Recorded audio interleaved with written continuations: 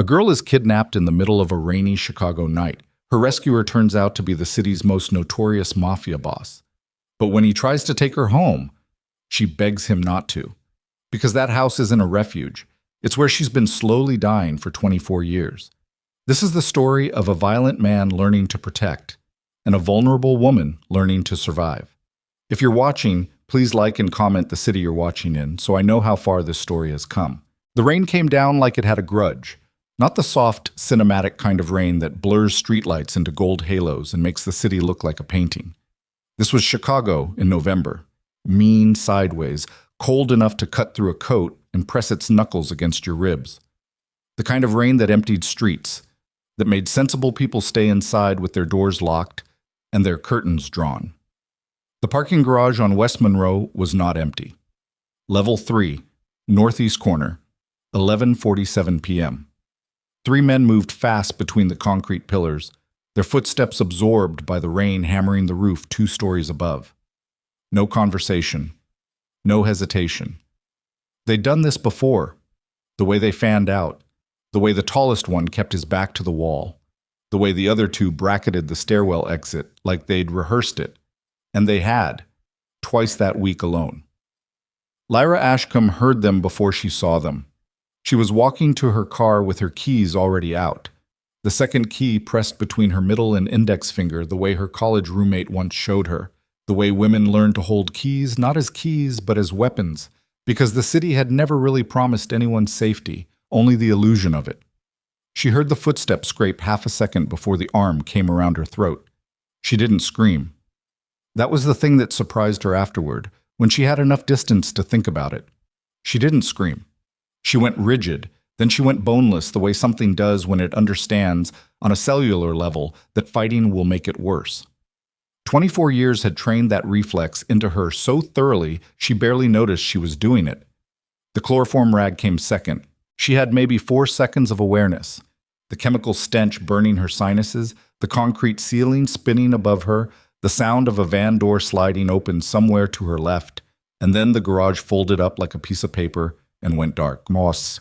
The convoy was 3 vehicles, a black Escalade in front, a second Escalade in the rear, and between them a blacked-out Mercedes S-Class with its windows so tinted you couldn't see your own reflection in them. They moved through the financial district with the particular authority of cars that expected traffic to get out of their way, and traffic did. Dante Vescari was in the back seat of the Mercedes with his jacket off and his sleeves rolled to the elbow, reviewing a contract on a tablet, while his head of security, a Croatian named Bosco who was built like a fire hydrant and twice as immovable, read traffic patterns on a second screen in the front passenger seat. Dante was 41 years old and looked it in the way that men who've spent 2 decades making hard decisions look it. Not old, not soft, but weathered in the particular way of things that have been under pressure for a long time. There were 3 inches of scar tissue along his left forearm that he'd had long enough he'd stopped noticing it.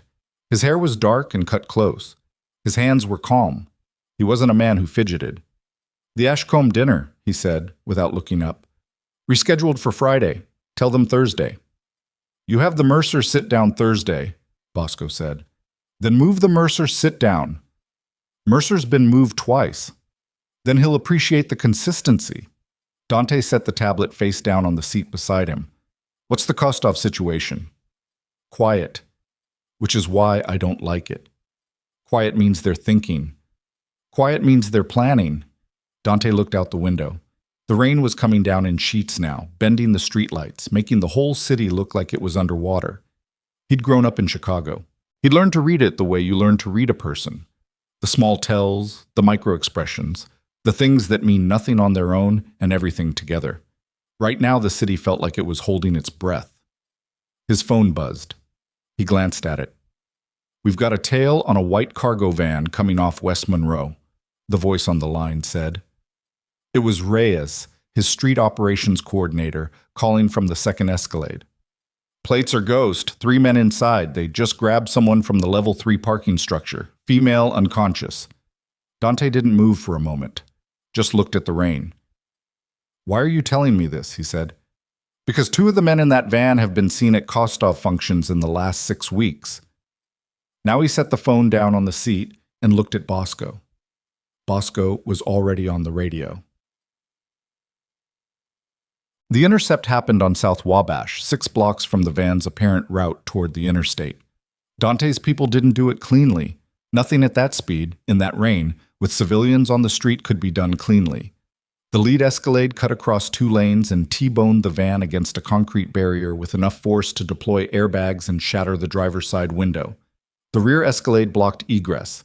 Men in dark gear were out of both vehicles before the van stopped rocking. 4 seconds, start to finish. Dante stepped out of the Mercedes into the rain without a jacket, which was either calm or arrogance depending on how you looked at it. His shoes hit a puddle, and he didn't break stride. The 2 kidnappers who'd been in the back of the van were already face down on the wet asphalt. Bosco's men worked fast and weren't gentle about it. The driver had tried to run and made it approximately 12 feet before someone clotheslined him into a parked car. The van's rear doors were open. Dante walked around to them. She was on the floor of the van in a crumpled position that looked wrong, the position of something dropped rather than laid down. Dark hair across her face. A thin coat, the wrong coat for November in Chicago, torn at the shoulder. Her wrists were already bound with zip ties that had cut into the skin. She was breathing. He could see that much. Shallow and slow, still under whatever they'd given her, but breathing. One of his men, a kid named Callum, who was newer to this work than the rest and still flinched at things the others didn't, was already cutting the zip ties with a folding knife. Dante watched him work. Then he looked at the 3 men on the ground. "Who sent you?" he said. Not a question. The tone didn't have room for it to be a question. The driver, bleeding from a cut above his eye, said nothing. Dante nodded slowly. He crouched down so he was eye level with the man. The rain soaked through his shirt, and he didn't seem to notice. "I'm going to ask you once more," he said, "and I want you to understand something. I'm not asking because I need the information. I already know. I'm asking because the answer you give me is going to determine what the next 6 hours look like for you." The driver looked at him for a long moment, then he looked away. Dante stood up. "Put them in the truck, separately." He turned back to the van. The girl was starting to come around. Small movements, her fingers pressing against the van floor, her head turning slightly. Callum had gotten the zip ties off and was holding her wrists with awkward carefulness, the way someone holds something they're afraid of damaging further. "Easy," Dante said. She flinched at his voice. "You're out of the van," he said, keeping it flat, factual. No warmth or false reassurance in it, because false reassurance is its own kind of condescension. "You're not restrained. Nobody here is going to hurt you." She opened her eyes. Brown, dark brown, almost black in the low light. They moved fast, taking in the van, the rain, the men in dark gear, the concrete barrier, Dante standing 2 feet away with his shirt soaked through and his expression neutral in the way that could mean safety or could mean danger, and she was not yet in a state to tell the difference. Her mouth moved. Nothing came out. "Take your time," he said. "Where—" She stopped, swallowed. The chloroform hangover was visible in the way she moved, careful and fragile, like a person trying to navigate through glass. "Where are they?" "Contained." She pushed herself up to sitting and immediately grabbed the van's wheel well to keep from tipping sideways. Callum moved to help her, and she recoiled from his hand with a sharpness that made him step back. "Don't," she said. He stepped back. Dante registered that. Filed it. "Can you walk?" he said. She looked at him for a long moment, assessing. Whatever she was looking for in his face, danger, calculation, a different kind of threat, she apparently didn't find it or found enough of it and decided to gamble anyway. "Yes," she said. She was lying.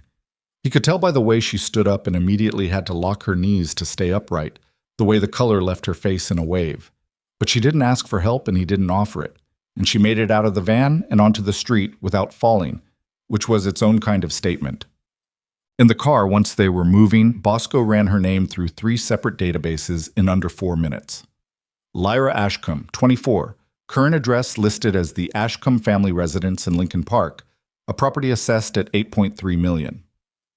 Father: Magnus Ashcombe, founder of Ashcombe Capital Management, net worth estimated in the high 9 figures, prominent donor to approximately a dozen civic institutions.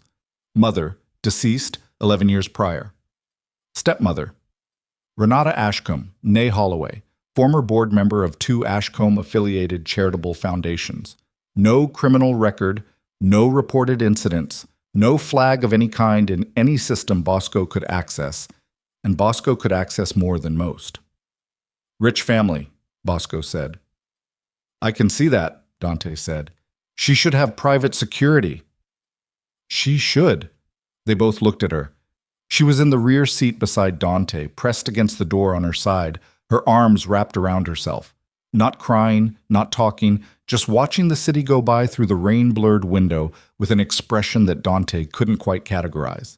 Not relief, not quite. Something more complicated than relief. Something that looked like a person doing arithmetic. He was already reaching for his phone to call the contact number Bosco had pulled for the Ashcombe residence when she spoke. Don't. Her voice was steadier than he expected. The chloroform fog had lifted faster than it should have. Or maybe she was just practiced at pushing through things. He looked at her. Don't call them, she said. Your family is going to be... Don't. Her jaw tightened. Please. And then, quieter, almost too quiet to hear over the rain against the windows. Please don't send me back. The car was quiet for a moment. Bosco glanced in the rearview mirror. Dante set his phone down on the seat. Explain, he said. She turned her head and looked at him. Really looked at him. The kind of look that costs something, that requires a person to make a decision about how much of themselves to expose to a stranger. And he saw it then. Not fear of the men who'd taken her. Something older than that. Something that had been there long before tonight.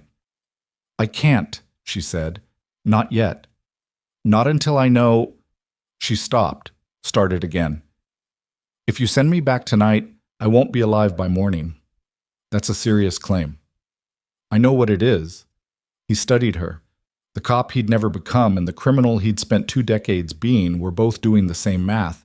There was no performance in her, no calculation. She wasn't working an angle. She was too exhausted to work an angle. What he saw in her face was something he recognized from a long time ago. The particular look of someone who has run out of other options and has arrived at the last door and is not sure it's going to open. Bosco, he said, the penthouse on Lakeshore. I know what it is. Is it clean? A pause. We can have it clean in an hour. Dante looked at the woman across from him. She was watching him with those dark eyes, very still now, the way prey animals go still when they're deciding whether the thing in front of them is going to eat them. You don't have to tell me anything tonight, he said. You're going to a secure location. You'll have a room, food, medical attention for those wrists. Nobody outside this car is going to know where you are. She blinked.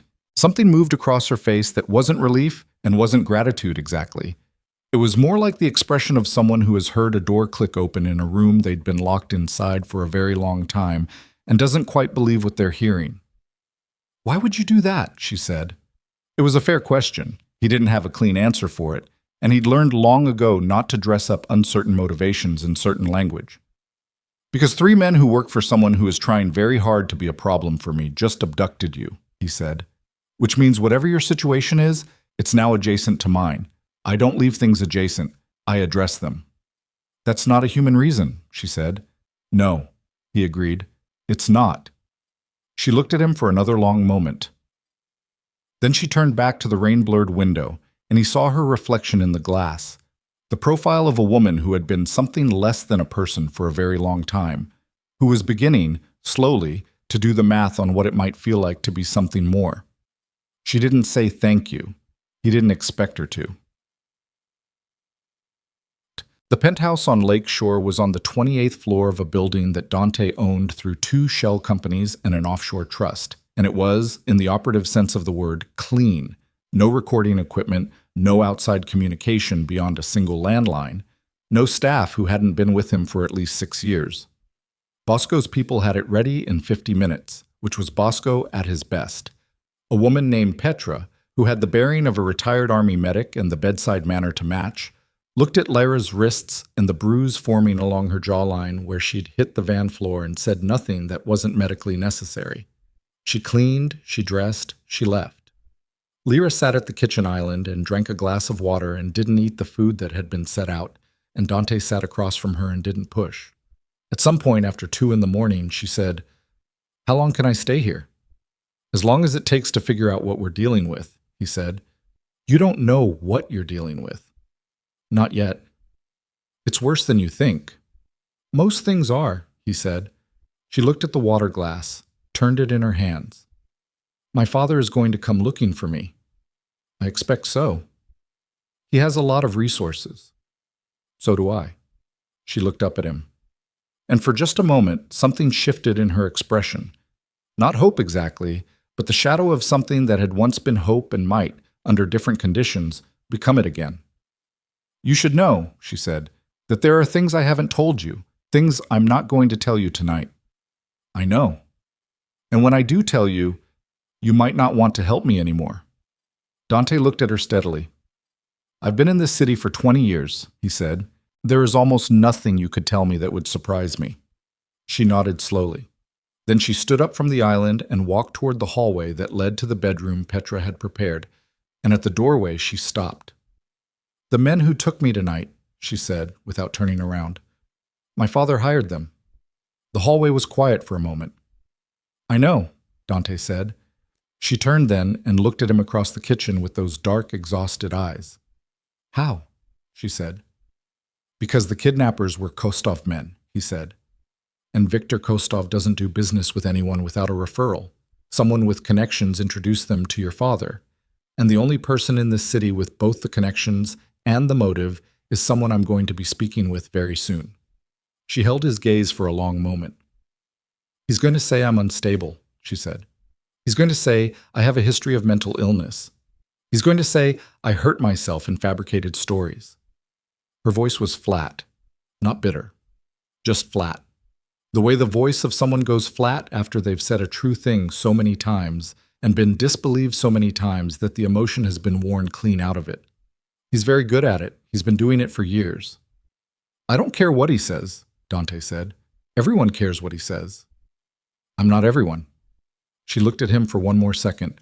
Then she turned and walked down the hallway, and the door at the end of it closed quietly, and Dante sat alone in the kitchen of a penthouse he owned through shell companies and offshore trusts, and listened to the rain against the floor-to-ceiling windows, and thought about a man named Magnus Ashcombe. He pulled out his phone. He pulled up everything Bosco had sent, the surface layer, the public record, the donated millions, and the board seats, and the magazine profiles, and the civic awards. And he read through all of it slowly and carefully, the way you read something when you're not reading it for what it says, but for what it doesn't say. And in the silence between the facts, in the gaps between the curated public record of a respected man, Dante Vescari began to hear something. Not silence. Something was hiding inside the silence.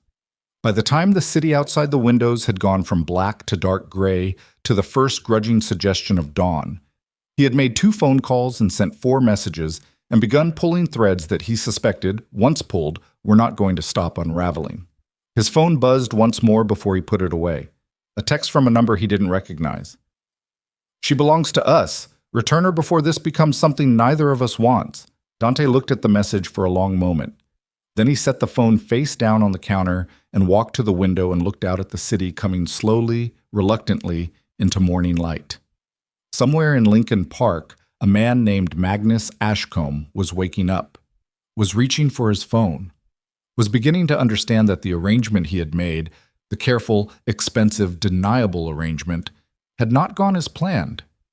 And in the bedroom down the hall, a woman who had asked to not be sent home was sleeping for what Dante suspected was the first time in a very long time without one ear listening for the door. He didn't know yet what she was going to tell him. He didn't know yet the full shape of what Magnus Ashcombe had done, or for how long, or how deeply the city's infrastructure of money and influence and charitable goodwill had been used to bury it. But he knew this. The text on his phone was a mistake. Not because it was threatening. Dante Vescari had received threats from men considerably more dangerous than whoever had sent that message. It was a mistake because it told him something the sender hadn't intended to reveal. It told him they were afraid. And afraid men, in Dante's long experience, always moved too fast. He turned from the window and picked up his phone and called Bosco. Pull everything on Magnus Ashcombe, he said. Not the public record, everything underneath it. Business records, property transfers, employee turnover, lawsuit settlements, NDAs, everything. I want it by tonight." "That'll take some digging," Bosco said. "Then start digging." He hung up. Outside, Chicago ground its way into another gray morning, indifferent and enormous and full of things happening in rooms where no one was supposed to be watching. Dante Vescari was watching. Bosco put the first file on the table at 6:14 in the evening. It was a physical file, actual paper, printed and flagged with colored tabs, the way Bosco did things when he wanted Dante to understand that what he was looking at was not preliminary, not speculative, but confirmed. He had people for this. Former federal investigators who had left government service for reasons that were never fully explained and who now operated in the gray geography between legal and not, doing the kind of research that left no digital footprint because it was done mostly by people talking to other people in parking garages and coffee shops and through intermediaries who knew intermediaries. Dante was at the dining table of the Lakeshore penthouse with his second coffee of the afternoon going cold beside him. Lyra was down the hall.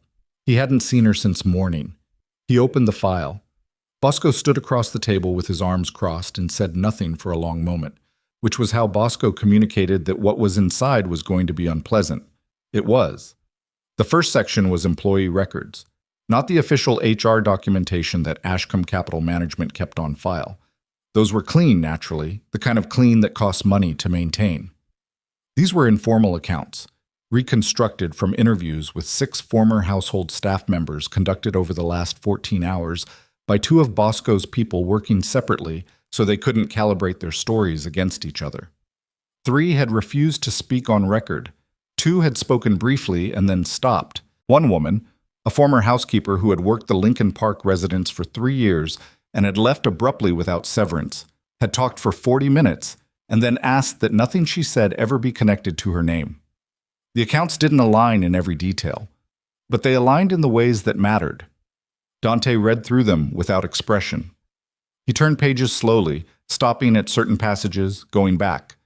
Bosco watched him do it. "The NDAs," Dante said, 11 of them that we've confirmed, probably more. Most of the staff from the last 8 years signed something when they left. The payout amounts are sealed, but the existence of the agreements isn't. They're referenced in Ashcombe Capital's legal expenses as a line item under corporate risk management. Corporate risk management. That's what they called it. Dante turned another page. A photograph. Not a crime scene photograph. Nothing that official. But a photograph taken by one of the household staff approximately 4 years prior on a personal phone, apparently without intent to use it for anything, and then kept because once you take a photograph of something like that, you don't quite know what to do with it. It showed the back hallway of the Lincoln Park residence. It showed Lyra Ashcombe from behind, in a t-shirt, climbing the stairs. The bruising across her upper back was visible even in the poor light of a hallway photograph taken on a mid-range phone. He closed the file. Not because he was done, because he needed a moment in which he was not looking at it. "The kidnapping logistics," he said. "Kostov was contracted through an intermediary we've traced back to a shell company with a registered address in Delaware. The company was incorporated 18 months ago. Its sole listed director is a man named Theodore Price, who is a junior associate at a law firm that handles approximately 40% of Ashcombe Capital's legal work. So the trail goes through the lawyer. The trail goes through the lawyer." Dante stood up from the table. He walked to the window and stood there with his hands in his pockets, looking at the lake. The water was gray and agitated, the same color as the sky, the horizon line invisible between them. "They weren't going to ransom her," he said. It was not a question. "The van was headed for a private airfield in Gary. We confirmed the flight plan this morning. A chartered aircraft, filed under a different name, destination Nassau.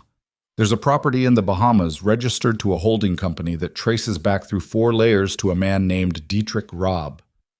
Bosco paused. "Robb has prior arrests in 2 European countries for trafficking-related offenses. Both cases were dropped before trial." The room was quiet. "She's 24 years old," Dante said. "Yes." He didn't say anything else for a moment.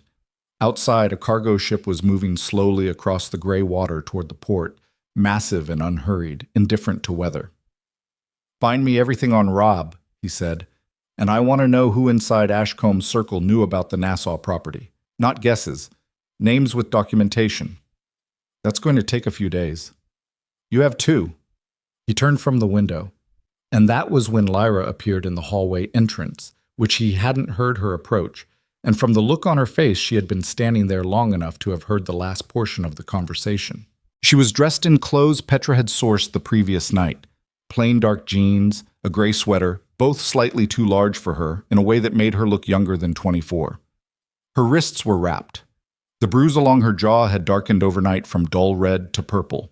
Her eyes went from Bosco to the file on the table to Dante. "Nassau," she said. Her voice was level, that flat, affect-stripped tone he'd noticed the night before. "Sit down," Dante said. "I'm not going to—" "Lyra!" He said her name deliberately, not unkindly, and something in it made her stop. "Sit down, please." She came to the table. She sat down across from where the file was, but she didn't look at it. "You knew about Nassau?" Dante said. A long pause. "I didn't know the name," she said. "I knew there was a plan. I overheard a conversation. My father and a man I didn't recognize about 6 weeks ago, in his study. I wasn't supposed to be on that floor." She paused again. "I couldn't hear everything, just enough to understand that I was the subject of the conversation, and that whatever they were discussing had a date attached to it." "Why didn't you go to the police?" Bosco said. She looked at him, not with anger exactly, more with the patience of someone explaining something for what feels like the 100th time. "My father donated $400,000 to the superintendent's campaign fund," she said. "He has the home number of 3 federal prosecutors. He served on the mayor's economic advisory board for 6 years. She picked up the water glass that had been left on the table and turned it in her hands, the same gesture as the night before, restless and controlled at the same time. "The last time I tried to tell someone, I was 19, a counselor at a private clinic my stepmother enrolled me in. Within 72 hours, my father had spoken to the clinic's board of directors. The counselor had been reassigned, and I had a new diagnosis in my file that made everything I said going forward a symptom of something rather than a fact about something." The room absorbed that. "What diagnosis?" Dante said. She smiled. There was nothing warm in it. "Delusional disorder with paranoid features. Isn't that something?" She set the glass down. "Chichi, it's a very useful diagnosis if you're trying to make sure no one believes a person." Dante looked at her steadily. Then he looked at Bosco. "Add the clinic records to the pull," he said, "and find the counselor." Bosco nodded once and left the room. The first call from the Ashcombe lawyers came that morning at 9:47, while Lyra was still asleep and Dante was on his second call of the day with his own legal team. He let it go to his coordinator, a woman named Sylvie, who had been managing Dante's communications for 8 years and had a genius for being politely impenetrable. The attorney's name was Harlan Cross, senior partner at Meridian and Cross, and he did not waste time on pleasantries. "My client is extremely concerned about the whereabouts of his daughter," Cross said, in the tone of a man who was using the word concerned to mean something closer to furious. "She was reported missing to police last night. If there is any information you have regarding her location—" "Mr. Vescari has no information to provide at this time," Sylvie said. "I want to be very clear," Cross said. "Any individual found to be harboring a vulnerable adult against the wishes of her family could be facing—" "I'll let him know you called," Sylvie said, and disconnected. Dante read the transcript of the call over his afternoon coffee and underlined the phrase vulnerable adult and set the paper aside. By midday, 2 things happened that he had expected and one that he hadn't. The first expected thing was that Cross called twice more, each time with escalating language and decreasing subtlety. By the third call, there was mention of an emergency guardianship petition, which Dante's lawyers told him was legally questionable but would require response and would generate paperwork and court filings that were public record and would establish, in print, that Lyra Ashcombe was being characterized by her family as someone who required guardianship rather than someone who had survived an abduction. "He's building the narrative fast," his lead attorney, a compact woman named Farida who had a mind like a steel trap and a tolerance for Dante's operational methods that was not unconditional but was extensive, told him over the phone. If they can get a court to appoint Magnus as her legal guardian, even temporarily, it changes the situation significantly. She loses standing. Everything she says becomes filtered through him. How fast can they move on that? Depends on which judge they file with. Can we block it? We can challenge it. To block it, we'd need Lyra to make a statement on record, through her own independent counsel, establishing capacity and volition. She'd need her own attorney, unconnected to you. I'm aware of that. Dante. Farida paused. I need to know what the actual situation is, because what I'm helping you navigate right now looks from the outside like, I know what it looks like from the outside. Then tell me what it looks like from the inside. He told her. Not everything. Not the file, not the housekeeper's account, not the photograph, but enough. She was quiet on the other end for longer than she usually was quiet. If what you're describing is accurate, she said finally, then there are victim advocacy attorneys who specialize in exactly this. I can make a call. Make it, he said. The second expected thing was that private security contractors, 2 vehicles, good equipment, rotating intervals, appeared on Lakeshore Drive within sight of the building's parking entrance sometime before noon, not moving, not making any approach, just present, making themselves visible. It was a message, not an operation, and Dante read it as such and told Bosco to document their plates and shifts and say nothing. The unexpected thing was the attempt on the building. It happened at 4:18 p.m. Not a frontal approach. Whoever planned it wasn't stupid. It came through the building's HVAC maintenance access, a service entrance on the building's north side that was supposed to require a key card registered to the building management company. Someone had a duplicate. One man, moving fast and knowing where he was going, which meant he'd had the building plans and had probably been inside before on some pretext. Bosco's man on the service corridor caught him 1 floor below the penthouse. The man was carrying a phone and a syringe. Not a weapon. A syringe. The kind of thing designed to leave no visible mark, to make whatever happened look like a medical event rather than what it was. Dante got the call from Bosco 12 minutes later. He's contained, Bosco said. He's not talking. He doesn't need to talk, Dante said. I need to know who hired him. We're working on it. Work faster. He stood in the kitchen of the penthouse for a moment after he hung up and felt something he didn't usually feel, a cold, specific kind of anger that was different from the operational calculation he normally brought to problems. He was not a man who confused the personal with the professional, as a rule. He'd built his entire operation on the discipline of not doing that.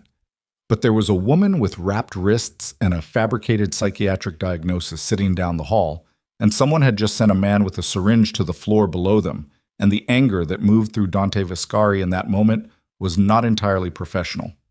He went to the hallway and knocked on her door. Yeah, she said. He opened it. She was on the bed, sitting cross-legged, a book open on her lap that she clearly hadn't been reading. She looked at his face and closed the book. What happened? She said. There was an incident in the building. It's been handled. He kept his voice level. Are you all right? I heard something. Her eyes were steady. 20 minutes ago. A thud, somewhere below. I thought... She stopped. I didn't come out. That was the right call. Was it him? My father? I don't have confirmation yet. It was him. Not a question. He doesn't wait. When he decides something, he does it immediately. He's never been patient. She looked down at her hands. I used to think that was the worst thing about him. The speed of it.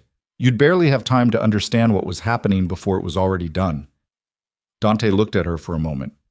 I need to tell you something, he said. Okay. My people found information today about an airfield in Gary, a flight. A man named Dietrich Robb who owns a property in the Bahamas. She went very still. You know that name, he said. Robb. Her voice came out different, flatter, quieter. He came to dinner twice, this year. He and my father went into the study both times. I wasn't allowed near that wing of the house when Robb was there. She paused. I thought he was a business associate. He wasn't. Another pause, longer. No, she said. I suppose he wasn't. She looked at the window. The sun was going down over the lake, turning the water copper, and then dark. So my father wasn't just trying to get rid of me. No, he was selling me. Dante didn't answer because it didn't require an answer. She sat with it for a moment. He watched her face and saw something happen there that he had no clean word for. Not breakdown, not explosion, something quieter and more devastating than either of those. The specific expression of a person absorbing a truth they had suspected and spent years hoping they were wrong about. "Okay," she said, barely audible. "Lyra, I'm okay." Her voice came out of somewhere deeper than her chest. Just give me a minute." He stood in the doorway and gave her the minute. When she looked up, her eyes were dry. Not because she wasn't feeling it. He could see she was feeling it in every line of her. But because she had apparently been practicing not showing it for long enough that the practice had become reflex. "What do you need from me?" she said. "I need you to meet with an attorney tomorrow. Not mine. Your own. Independent. I'm going to have Farida arrange it." "Why?" "Because your father is filing papers to have himself appointed your legal guardian on the grounds that you're not competent to make your own decisions." She laughed. A short, ugly sound. "Of course he is," she said. "The attorney can help you get ahead of it, but she'll need a statement from you about the situation. All of it, as much as you can give. And if I do that, it becomes a public record. Some of it, yes." She nodded slowly. "He'll come after me harder." "Yes." "And you?" She looked up at him. "If this gets loud, lawyers, filings, public record, your name gets attached to this. You're already someone the city is watching. Adding a missing heiress to your list of problems is not." "I'm aware of what it is." "Then why?" "Because I cut the zip ties on your wrists last night," Dante said, "and someone just sent a man with a syringe to a floor below where you're sleeping, and I don't leave things unfinished." She looked at him for a long moment. "That's still not a human reason," she said. "Maybe not," he said. "Shamshab." The call came at 11 that night. Not from the lawyers this time, not filtered through Sylvie or through any of the channels that could be managed or intercepted or documented. From Magnus Ashcombe himself, direct to Dante's personal number, which was not listed anywhere and which Magnus Ashcombe should not have had. Dante looked at the number for one full ring before he answered. "Mr. Vescari." The voice was what Dante had expected from the photographs and the file. Composed, deep, the voice of someone who had been listened to for so long he no longer considered the possibility of not being listened to. "I think it's past time we spoke directly." "I agree," Dante said. "You have something of mine. I have a 24-year-old woman in a secure location who asked not to be returned to you." A pause. Not a surprised pause. A calculated one. The kind a person takes when they're deciding which version of themselves to show next. "My daughter," Magnus said, "has a long history of instability. I don't expect you to know this. You don't know her. But I've spent years trying to get her the help she needs, and she has spent those same years running from it. This is not the first time she's made alarming accusations. It won't be the last." "Tell me about Dietrich Robb," Dante said.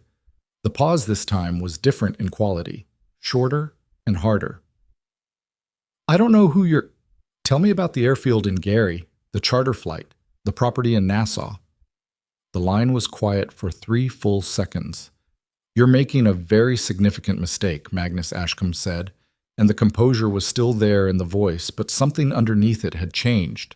Some structural element had shifted, the way a building shifts when the foundation gets water in it. "I make mistakes occasionally," Dante said. "This isn't one of them. You're a man with a complicated relationship with the law, Mr. Vescari. I don't think you want the kind of scrutiny that—" "Bring the scrutiny," Dante said. "Bring all of it. I want to be very clear about something. I'm going to pull on every thread connected to your name until the entire thing unravels. Your business arrangements, your legal history, your NDAs, your relationship with Dietrich Robb, every property transfer and offshore account, and sealed settlement. I'm going to find every person who signed a document to keep your secrets, and I am going to give them a reason to stop keeping them." He paused.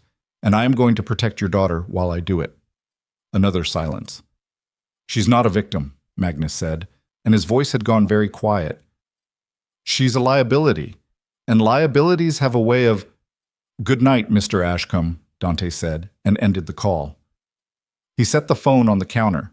Bosco was in the kitchen doorway, having come in from the outer room, and he looked at Dante with the expression he wore when he was calculating odds. That's war, Bosco said. Yes, Dante said. He's got more political cover than anyone we've moved against in the last 5 years. Judges, prosecutors, the commissioner's office. I know. Our operation doesn't need this kind of exposure right now. The Kostov situation is still Bosco. Dante looked at him. I know what I'm doing. Bosco held his gaze for a moment. Then he nodded. Once.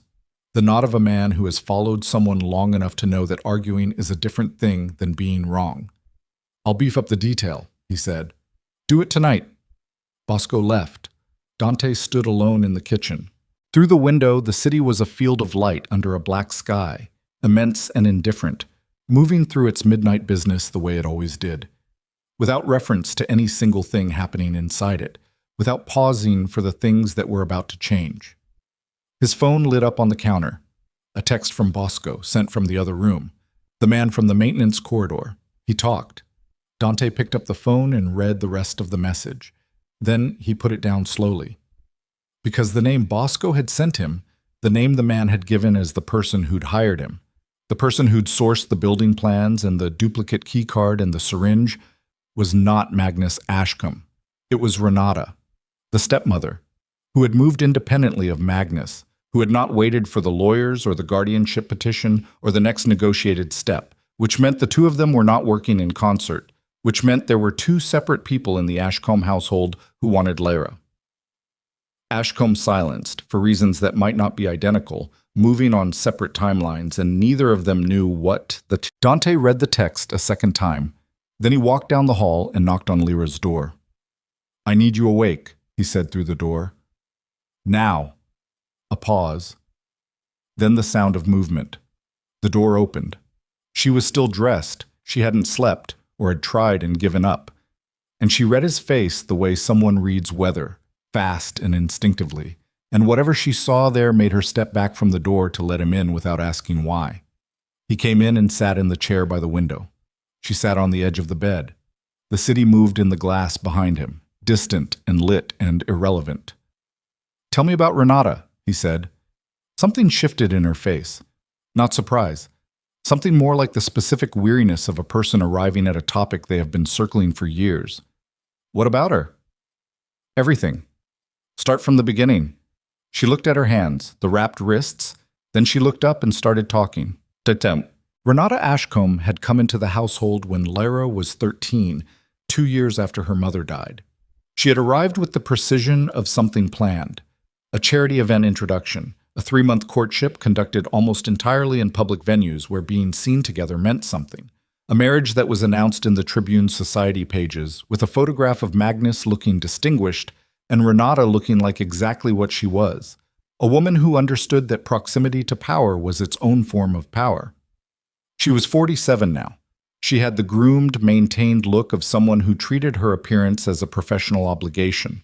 She served on the boards of 2 foundations. She appeared at every public event beside Magnus with the coordinated ease of someone who had rehearsed the role thoroughly enough that it no longer felt like a role. Lyra had understood within the first 6 months what Renata was. Not a stepmother in any functional sense, not an adversary in any direct sense, something more specific and more insidious, a co-architect. Someone who had looked at Magnus Ashcombe's household and understood its internal mechanics precisely and had chosen to make herself useful to those mechanics rather than challenge them. She had never hit Lyra. She wanted that on record, internally, the way certain people construct their own defense inside their heads long before they need it externally. She had never raised her voice. What she had done was more structural. The quiet redirection of information, the management of what was visible and what wasn't, the careful curation of which version of Lyra reached the outside world. She had been the one to select the clinic at 19. She had been the one to sit across from the admitting psychiatrist and describe, in measured and compassionate language, a daughter struggling with paranoid delusions and an inability to maintain stable relationships, all while Lyra sat beside her and felt the floor of reality tilt slightly under her feet. She had been the one to brief the household staff. to manage the NDAs, to maintain the architecture of normalcy that made the Lincoln Park residence look, from any external vantage, like what it claimed to be. And she had done all of it not out of love for Magnus, Lyra had come to understand. Or not only that, she had done it because the structure served her, because the access and the money and the insulation from consequence that came with being Renata Ashcombe required that certain things stay buried, and she was very good at keeping things buried. Did she know about Rob? Dante said. Lyra stopped. I don't know, she said. Think. She thought about it, turned it over. Her eyes moved slightly the way they did when she was running through memory, sequence by sequence. The second dinner, she said slowly, when Rob came. Magnus told me to stay on the third floor, but Renata, I saw her on the landing when Rob arrived. She greeted him. Not the way you greet a stranger, the way you greet someone you've spoken to before, on the phone maybe, where you know the voice before you know the face. She paused. She knew him. Dante looked at her for a moment. She moved independently of your father tonight, he said, the man who came through the maintenance corridor. He worked for Renata, not Magnus. Lyra processed this. He watched her do it, the slight contraction around her eyes, the way her jaw shifted. She panicked, Lyra said quietly. Magnus would have used lawyers first. He always uses lawyers first. He likes distance between himself and anything direct. Renata. She doesn't like loose ends. She never has. She looked at Dante. She didn't do it for him. She did it for herself. What does she have to lose independently of Magnus? Everything, Lyra said. The foundations, the board seats. She's built her entire identity on being his wife. If he goes down, she goes down with him. But if she can... She stopped. The arithmetic was moving across her face. If she can silence me before I talk, Magnus doesn't go down, and she stays exactly where she is. She didn't think your father would succeed, Dante said, with the lawyers, with the guardianship. She decided not to wait. She never waits when she's afraid. He nodded slowly. He stood up from the chair. Get some sleep if you can, he said. What are you going to do? Right now? Think. He moved toward the door. Tomorrow you're meeting with an attorney named Claire Vaux. Farida arranged it. She's going to record your statement. Everything. Your father, Renata, the clinic, all of it. And then? And then it becomes part of a formal legal record that is considerably harder to make disappear than a person. She nodded. Then, as he reached the door, Dante. He stopped. Two of them, she said, moving separately, not coordinating. A pause. Doesn't that mean... Yes, he said. It means they're more dangerous, not less. Separately, they're unpredictable. He turned and looked at her. Which is why you don't leave this floor without Petra or Bosco. For any reason. Understood? She held his gaze. Understood, she said. The morning came in gray and cold, and Claire Vaux arrived at 9 a.m. exactly, which told Dante something about her before she said a word. She was Vietnamese-American, mid-30s, with the compact alert energy of someone who ran on 4 hours of sleep and considered that a personal achievement. She specialized in civil cases involving institutional abuse and had won 4 significant settlements against organizations that had very good lawyers and had expected to win. Farida had described her as relentless. Dante had said good. He left them in the living room, Claire, Lyra, and a legal recorder, and went to the second bedroom where Bosco had set up a working operations table and where, over the course of the morning, a sequence of things arrived that began to change the shape of everything. The first was the identity of the man from the maintenance corridor. His name was Goran Steele, and he had a history as a private contractor who moved between security work and less classifiable work depending on what the market offered. And his phone, cracked by one of Bosco's people who had specific skills in that area, contained 3 calls to a number registered to a private events company called Holloway Occasions, which was wholly owned by Renata Ashcombe under her maiden name. The second was a report from the investigator who'd spent 48 hours tracking the financial architecture underneath Ashcombe Capital Management. It was 40 pages, and Dante read all of it, and the relevant passage was on page 23, where the investigator had found, embedded within a series of charitable foundation transactions over a period of 6 years, a recurring transfer pattern that pointed to an offshore account in the Cayman Islands that was not registered to Magnus Ashcombe. It was registered to Renata, a separate account, her own. Funded through the foundation she managed, which were funded in turn by Ashcombe Capital, which meant she had been quietly diverting money, not large amounts, never large enough to trigger an audit flag, but consistent and disciplined over 6 years, into a structure that was entirely independent of her husband. She has an exit, Bosco said. She's been building one for 6 years, Dante said. So she's not doing this to protect him. No, Dante set down the report. She's doing this to protect the exit. If the Ashcombe structure collapses under scrutiny, someone is going to look at the foundation accounts. If someone looks at the foundation accounts with the right questions, they find the transfers. If they find the transfers, the exit goes with it. She's been stealing from him. Preparing, Dante said. She's been preparing. Bosco was quiet for a moment. That means she's planning to leave him. At some point, when the terms suited her. And Lyra is the variable she can't control. Lyra is the reason anyone starts looking in the first place. Dante stood up and rolled down his sleeves and buttoned the cuffs with careful attention, the way he did when his mind was working on something. She doesn't care what happens to Magnus. She never did. She cares about the 6 years of money and the door it opens. They sat with this for a moment. We've been thinking about this as a father protecting himself, Dante said. It's not that. Or not only that. We have 2 people with 2 completely different things to lose, using the same target to protect themselves. He picked up his coffee. Which means even if we neutralize Magnus, Renata keeps moving, and vice versa. Bosco's phone buzzed. He read it. His face did something it rarely did. What? Dante said. The Attorney General's office, Bosco said slowly. They've filed a motion this morning to grant Magnus Ashcombe emergency guardianship of Lyra on the grounds of psychological incapacity. He looked up.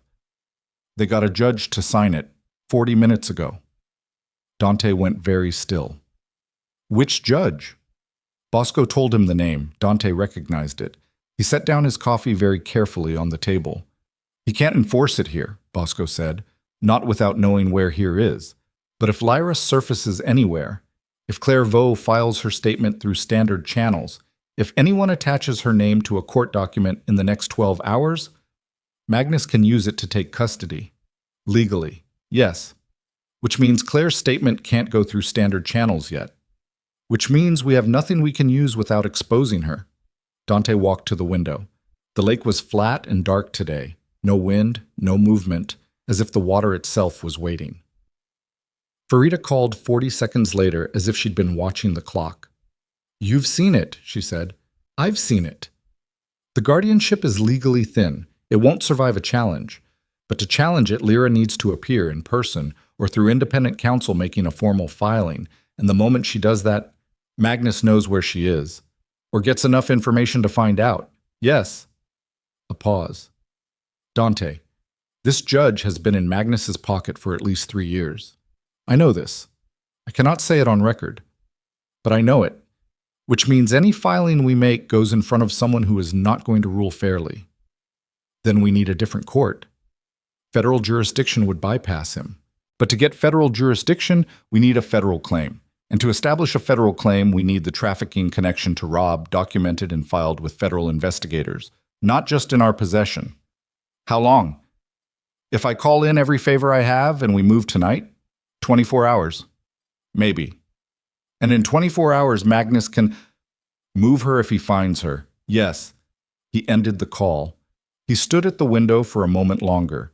Then he turned and walked back down the hall and opened the living room door. Claire Vaux looked up. Lyra looked up.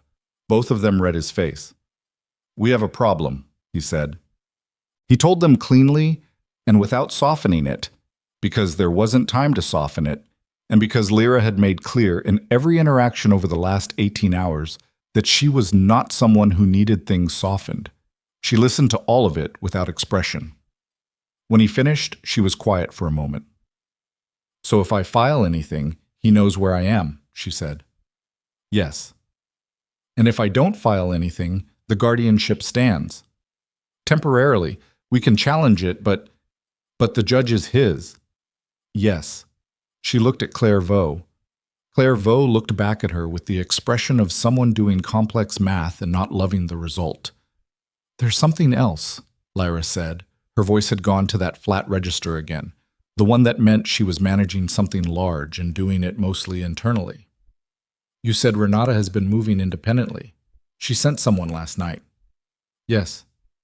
She'll send someone again. Yes, better this time. So I have my father filing legal papers to take custody of me, a stepmother trying to kill me before either of those papers, or I can do anything useful, and a judge who will rule however my father asks him to. She paused. And federal jurisdiction is 24 hours away. At minimum. She nodded once. Okay, she said. Then she looked at Claire. Can you file the statement under seal, directly with a federal magistrate, bypassing the state courts entirely? Claire's eyes sharpened. It's procedurally unorthodox. Can you do it? I know a magistrate in the Northern District who is scrupulously independent and has no connection to Ashcombe or anyone in his circle that I'm aware of. Claire paused.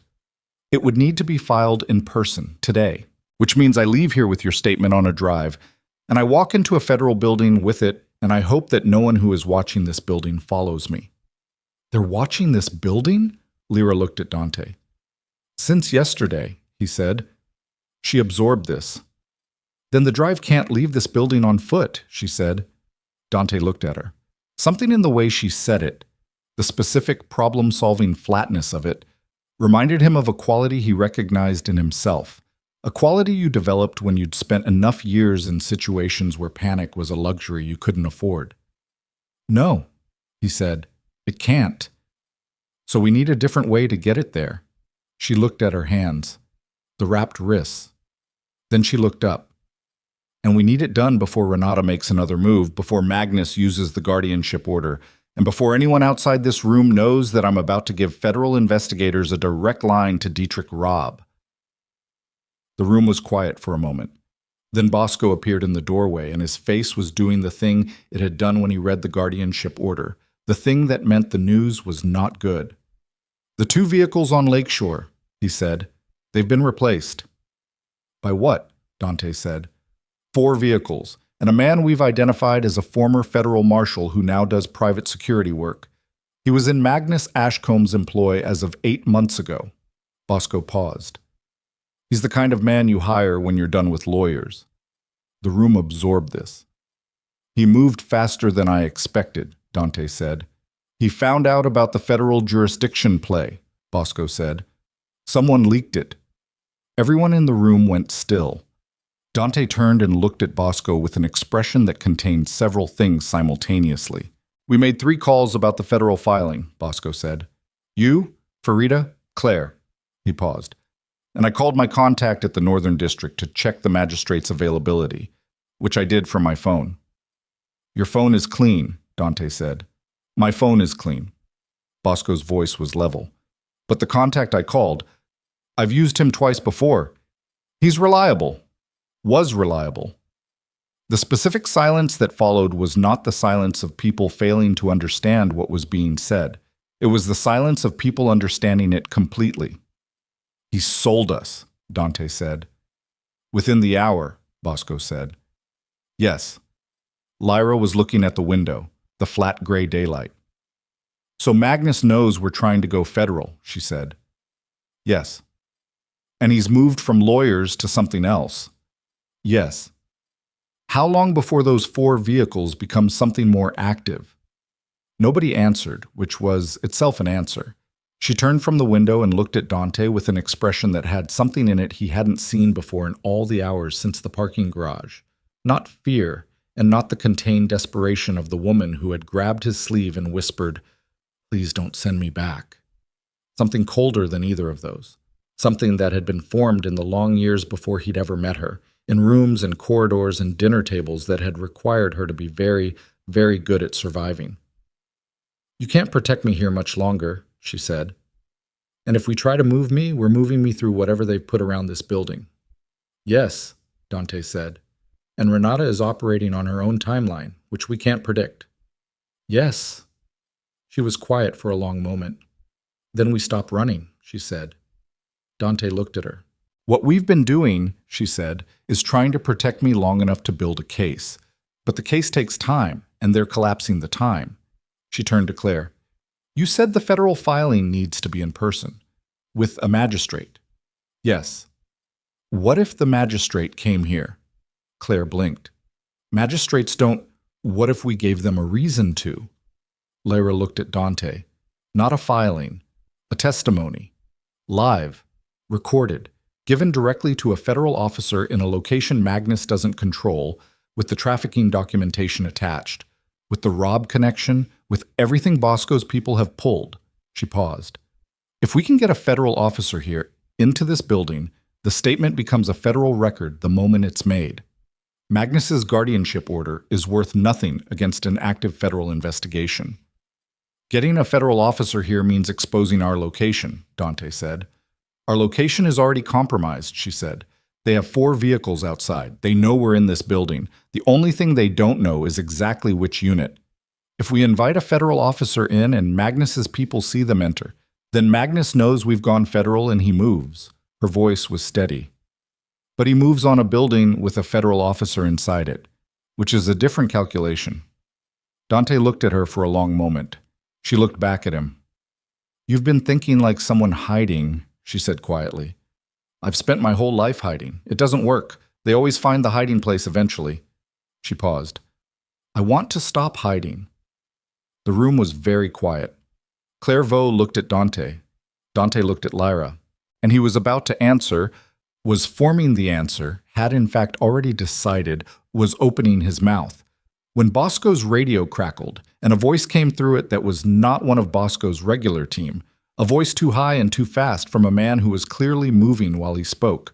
North stairwell, the voice said. Level 26. We have, then a sound that was not a voice, then static. Bosco was already moving. Dante's hand was already on Bosco's arm. How many people do we have between level 26 and this floor? Dante said. Bosco's jaw was tight. 2. Were, Bosco said. Lyra stood up from her chair. She didn't make a sound. She just stood, and her face was the color of something that has been waiting for this moment for a very long time and has finally stopped being surprised by it. The roof, Dante said. What? Bosco said. Access hatch to the mechanical level. From there you can reach the adjacent building's roof through the fire bridge. Dante was already moving, already pulling on his jacket, already doing the math that the situation required. Take Lyra and Claire. Go now. I'll be behind you. Dante. Bosco. He said it the way he said things when they were not up for discussion. Go. Durusan. The north stairwell was 20 meters from the penthouse door. Dante went toward it instead of away from it, because if there were men coming up through it, he needed to know how many and how fast. And because Bosco needed 60 seconds to get Lyra and Claire to the roof access, and 60 seconds was a long time if someone was already on level 27. He moved through the penthouse corridor with a Glock 19 that had lived in the inner pocket of his jacket for 12 years, and which he had fired in the direction of human beings on 4 separate occasions in his adult life, never carelessly and never without consequence. His shoes were quiet on the hallway floor. The building's ambient noise, the ventilation system, the distant compression of elevators, the thrum of a city through 43 centimeters of reinforced glass, pressed around him. He reached the stairwell door and put his back against the wall beside it. Listened. Footsteps. 2 sets. Moving fast but not running. The careful fast of trained men who didn't want sound to precede them. Maybe 12 feet below the door, which put them on the landing between 26 and 27. He had 2 options and about 4 seconds to choose between them. He went through the door. The first man was on the top step when Dante came through, and the half-second of surprise was all the differential Dante needed. He took the man's weapon hand at the wrist, turned it outward against the joint's natural rotation, heard something give, and used the momentum of the man's own forward motion to send him into the railing hard enough to fold him over it. The gun clattered down the stairwell. The second man was 2 steps below and had better reaction time. He got his weapon up. Dante was already below the line of it, inside the arm's reach, and the stairwell was too narrow for the angle he needed, so he drove his elbow into the man's nose instead, which is a brutal and reliable thing to do to a person in a confined space. And the man's head snapped back into the concrete wall, and he went down. Dante took 3 seconds to confirm both men were down and staying down. Then he took the second man's radio and went back through the stairwell door into the corridor and moved toward the service elevator at the building's northeast corner. His hand was bleeding. He hadn't noticed when it happened. He noticed now. The edge of the second man's jacket buckle had opened a cut across his left palm, 2 inches long, not deep enough to matter but bleeding freely in the way that cuts on hands do. He closed his fist around it and kept moving.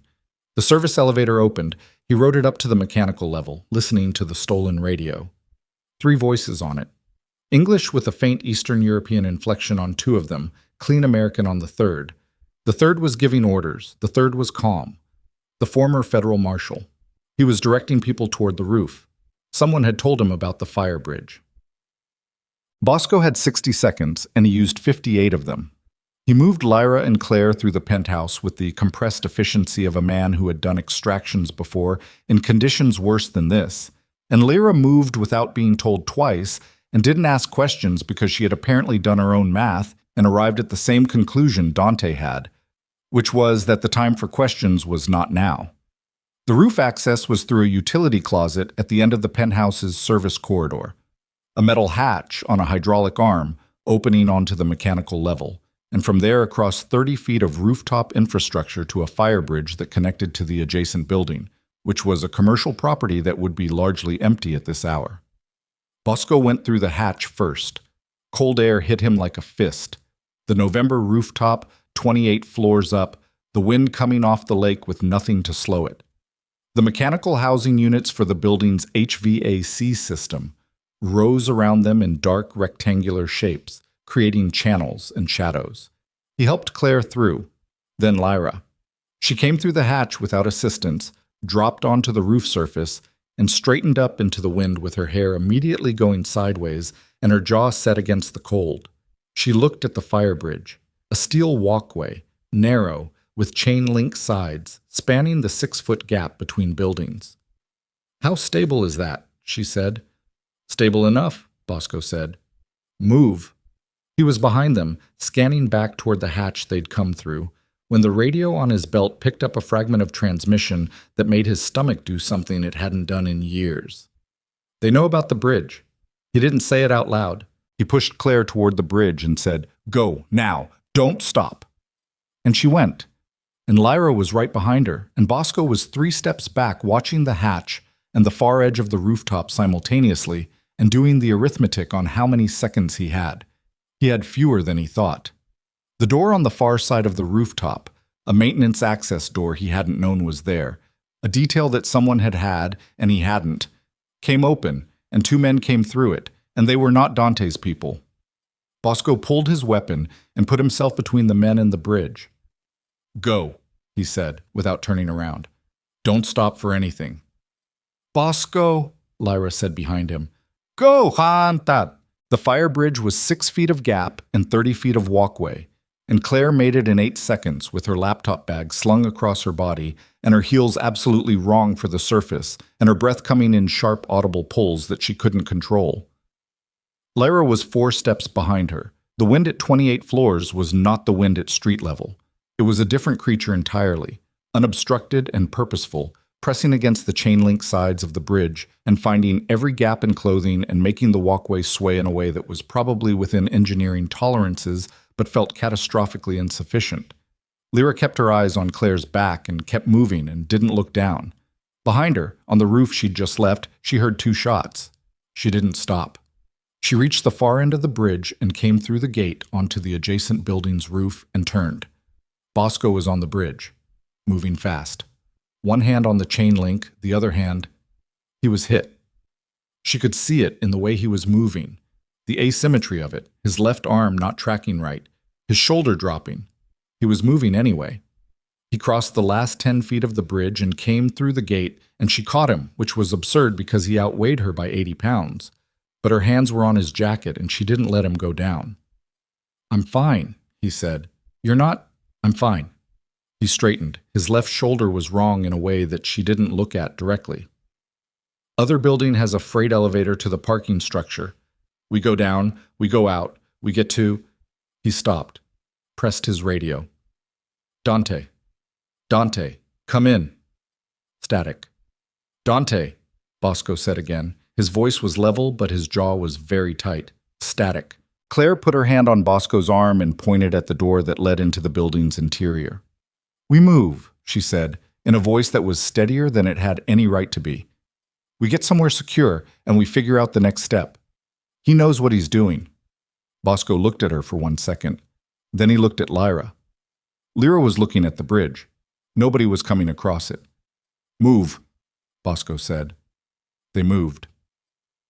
Dante came through the mechanical level at a run and hit the rooftop door and came out into the cold and the wind and found the fire bridge empty and the far end of it, the adjacent building's rooftop, also empty. They'd made it. He turned. The former federal marshal was standing 12 feet away. He was a large man, 50 or so, with close-cut gray hair and the particular physical stillness of someone who spent a great deal of time being patient.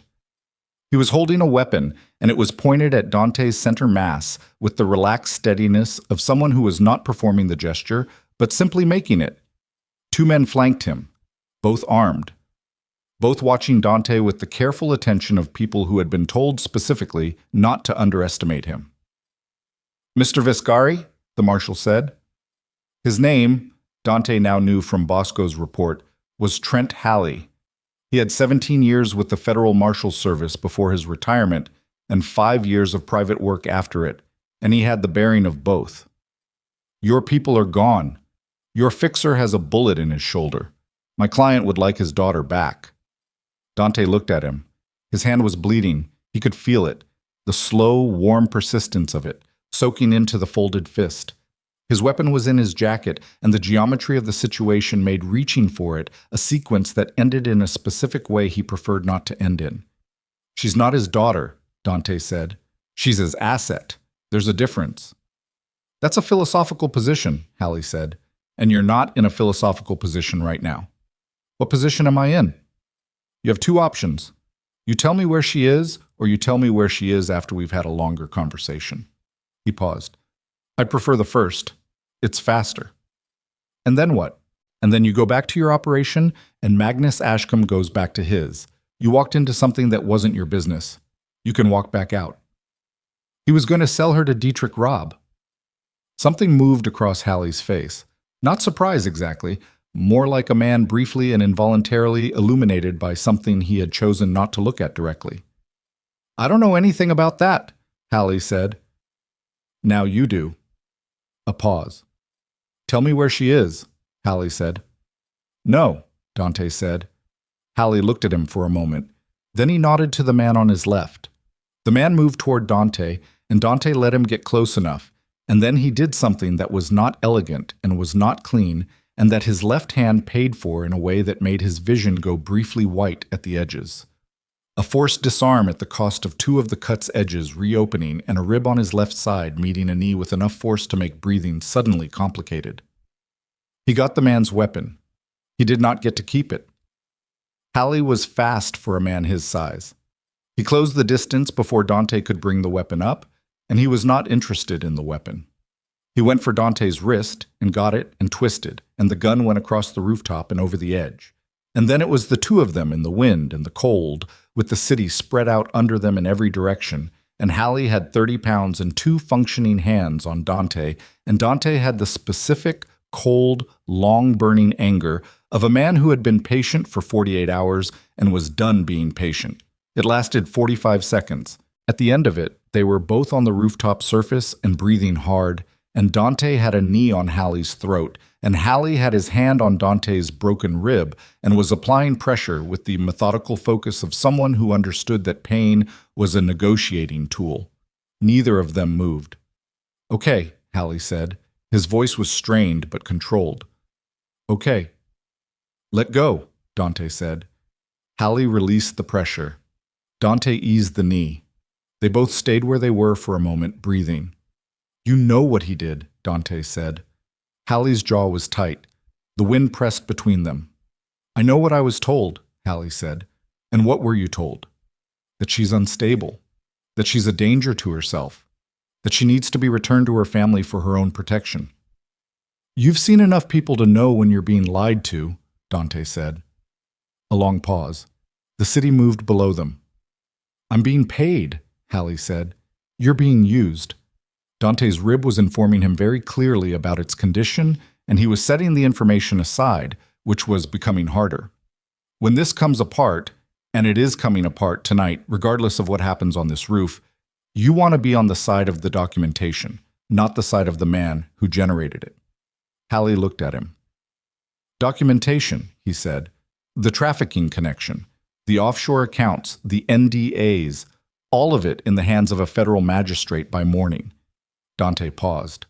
Unless the man you're working for gets there first, unless whatever Magnus Ashcombe is paying you is worth a federal obstruction charge. Another pause. Longer. You don't have a federal magistrate, Hallie said. Not yet, Dante said.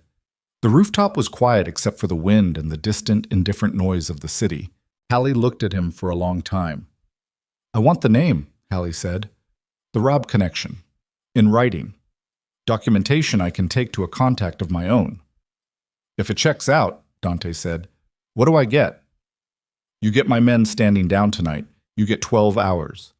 Hallie's voice was flat and specific. After that, I can't speak for what Magnus does next. I need 24. 15. 20. 17, Hallie said. And that's not a negotiation. It's a gift. Dante looked at him. The rib made itself known again, insistently. 17 hours, he said. Write down the name, Hallie said. Bosco's people found a location 3 miles away, a property that had changed hands through one of Dante's quieter holding companies 8 months prior and had not been used for anything since. A former commercial photography studio on the 6th floor of a building in River North with blacked-out windows and a freight elevator and no connection to any name that Magnus Ashcombe's people could reasonably trace. Bosco's shoulder was a through-and-through that had missed anything structural, which was fortunate, and Petra, who had been extracted separately by Dante's third car and arrived at the River North location 40 minutes after the others, addressed it with the same wordless efficiency she brought to everything, while Bosco sat in a folding chair and was stoic in the particular way of men who consider showing pain a form of professional failure. Lyra sat across from him while Petra worked. She didn't look away. Does it hurt? She said. Yes, Bosco said, because lying would have been insulting. Thank you, she said.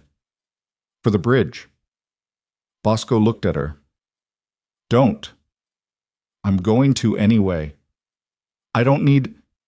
I know you don't need it, she said. I need to say it. So let me. Bosco was quiet for a moment. Say it then, he said. She said it. Quietly, without the performance of emotion, in the specific way of someone who has had their vocabulary for gratitude compressed by years of an environment where gratitude was dangerous. It came out small and dense, the way something comes out when it has been under pressure for a very long time. Bosco nodded once. Petra finished and left the room. Dante arrived 22 minutes later. He came through the freight elevator and into the studio space, and Lyra looked at his left hand, wrapped now, tight, a strip of his own shirt, and his jacket, and the way he was holding his left side, and she said nothing, but her eyes tracked all of it with the careful attention of someone who has learned to assess damage quickly and quietly. He sat in the chair Petra had vacated. He put both hands flat on his knees. 17 hours, he said to the room.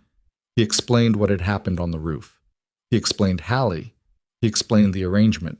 He left out the rib because it was not actionable information. Lyra listened to all of it. When he finished, she said, He'll use the 17 hours to find us. He'll try, Dante said, which is why in the next 4 hours we do 3 things. 1, Claire files the magistrate petition, not through standard channels and not through Farida's contact, through a direct communication to the Northern District Duty Magistrate, using the documentation we have as supporting material, with the trafficking connection named explicitly. Claire nodded. She already had her laptop open. 2. Bosco's people push every connection we have in the AG's office and the FBI's organized crime division to get a federal flag on the Rob case tonight. Not a full investigation, a flag, enough to put the name on a federal record. And 3, Bosco said. Dante looked at Lyra. 3, he said, is the gala. The room went quiet. Magnus Ashcombe is hosting a fundraising gala tomorrow night, Dante said. Meridian Hotel, 600 guests, judges, aldermen, federal prosecutors, every major media figure in the city. He's been planning it for 8 months. He cannot cancel it without raising questions he can't afford. He paused. We go. Lyra was looking at him. You want to walk into his event, she said. I want to walk into his event with every piece of documentation we have, and I want to show it to 600 people simultaneously before anyone in that room can stop it. He'll have security. Yes. He'll try to have us removed before we can. Yes, Dante said. Which is why the documentation needs to be on the screens before we arrive. Pre-positioned, accessible, something that cannot be turned off by pulling a single plug. The AV system, Claire said slowly, her lawyer's mind visibly engaging. If someone inside the venue had access to the system before the event, I have someone, Dante said. The room processed this. Lyra looked at him with an expression that was complicated and specific. Not disbelief, not fear, but the expression of a person standing at the edge of something they have been moving toward for years and finding it simultaneously larger and more possible than they expected. If it doesn't work, she said, it's going to work. But if it doesn't, if something goes wrong inside that room and the screens don't fire and Magnus's people get to us before… Lyra, I need to know what happens if it doesn't work, she said. Her voice was steady. I've spent my whole life not knowing what the backup plan was. I need to know. He looked at her. If it doesn't work, he said, we have federal investigators walking into that building behind us who will have the documentation regardless of what happens to the screens. The gala is the public moment. The federal filing is the actual mechanism. One can fail, not both. She held his gaze. Okay, she said. Okay? I said okay. She stood up. Tell me what I need to do tonight to be ready for tomorrow. Dante looked at her for a moment, at the wrapped wrists and the bruised jaw and the gray sweater 2 sizes too large and the expression of someone who had compressed every version of fear into something that looked, from a distance, indistinguishable from calm.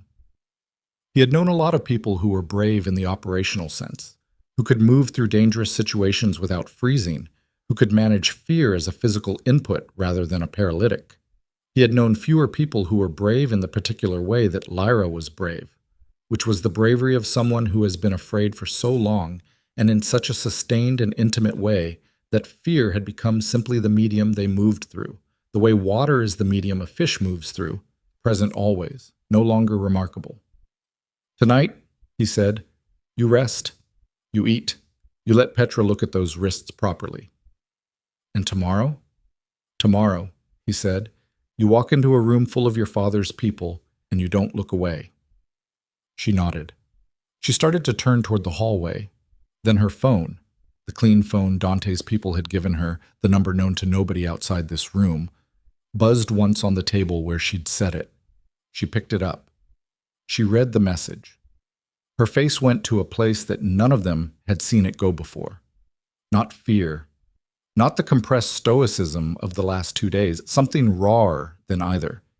Something that had been locked behind a very heavy door and the door had just come open. She turned and held the phone out to Dante without a word. He took it. He read the message. It was from a number he didn't recognize. 6 words in a photograph. The 6 words were, I know where you are. Come home. The photograph was a man, mid-20s, dark-featured, sitting in what appeared to be the Lincoln Park residence study, looking directly at the camera with an expression that was difficult to read. Dante looked up from the phone.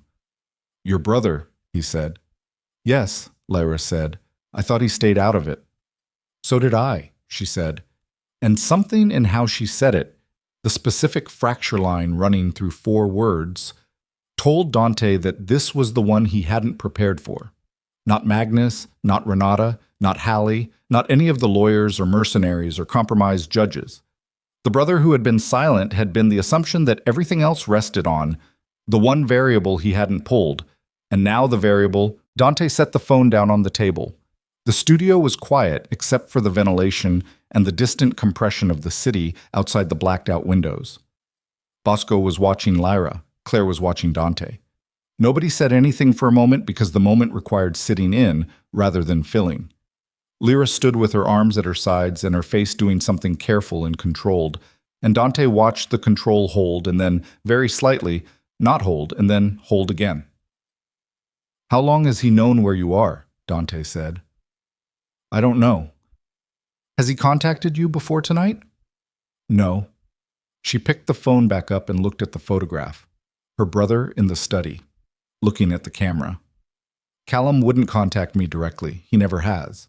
Whatever happened in that house, he made himself peripheral to it. Not involved, not complicit, just absent. It was his survival strategy." She set the phone down again. For him to reach out now means something changed. "Magnus told him," Bosco said from his chair.